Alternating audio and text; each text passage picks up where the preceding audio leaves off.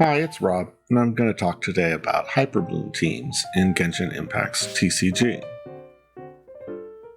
Just like my Burgeon team, I'm going to use Collei as the Dendro unit.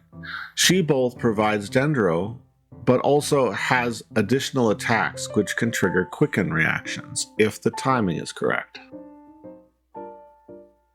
The Prinzessin devastate, Fischl, will be our driver. She will be the one activating most of the attacks once the elemental auras are set up. And finally, Fischl's bestie Mona will be the one providing hydro auras and setting up most of the reactions. Also, she provides a quick switch ability, which facilitates doing more reactions in a single round. Every deck must have 30 support cards. I'll go over the ones that I find important. In general though, when building support decks, make sure that you double down on a single strategy and don't try to include all of your favorite cards. Both Collei and Fischl have talent cards in this deck. They are the ones that are going to give you huge value if set up properly. The Fischl talent card allows Oz to attack during your round via normal attacks triggered by Fischl. This can do tremendous damage if Bloom cores or Quicken reactions are on the field. Likewise, Collei's talent card allows for double Dendro applications when she triggers reactions. So you trigger a Bloom or a Quicken reaction, and the Dendro that was consumed in that reaction is refreshed before the end of their turn, allowing Collei to set up the next reaction with a fast switch. This deck has a lot of draw cards, whether it be Leeway Harbor or Strategize. Drawing cards effectively increases the chances of getting the more powerful cards, and they serve almost like getting duplicates of those cards, which you can only have 2 of.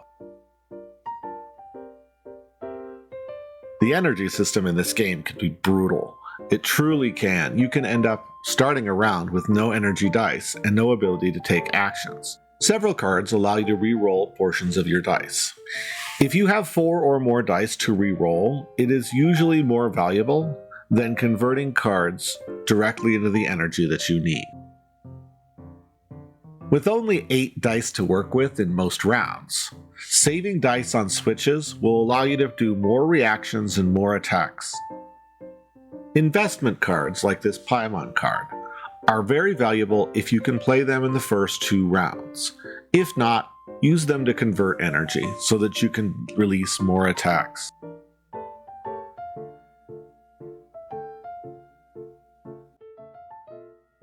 Timaeus is one card I've considered taking out of this deck, but I'm leaving him in for now. He can allow for fast artifact casts, but he really is a long-term card who only gets value 2 rounds in if you play him the first round.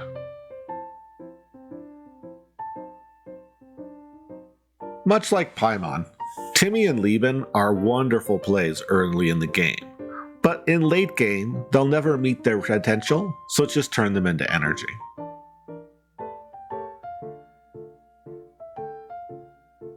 Fang the Ninth is my favorite writer or poet card in the set. His low cost and his easy activation brings great value to the field. Just do normal attacks and trigger reactions as normal. The second Paimon themed card is universally valuable. She has no cost and she creates Omni Dice. She will always come into play. As rewards for filling out the handbook that's much like the Adventurer's Handbook, you will get the Toss-Up card.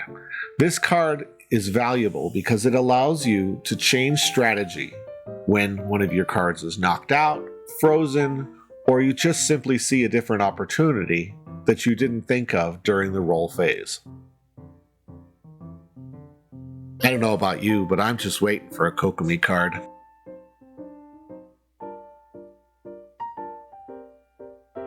Finally, the When the Crane Returned card has an interesting mechanic. Although it effectively gives you a switch you don't choose which you switch to directly. Instead, it acts like a force switch from either an Onimo or an Overload attack. Arrange your attack cards such that the fast switch that this provides will always be to your advantage. In this case, Collei will typically use this card in order to switch to Fischl so that she can do a devastating Hyperbloom or Quicken reaction. As far as cards to lead out of this deck, let's just skip Mona's Constellation.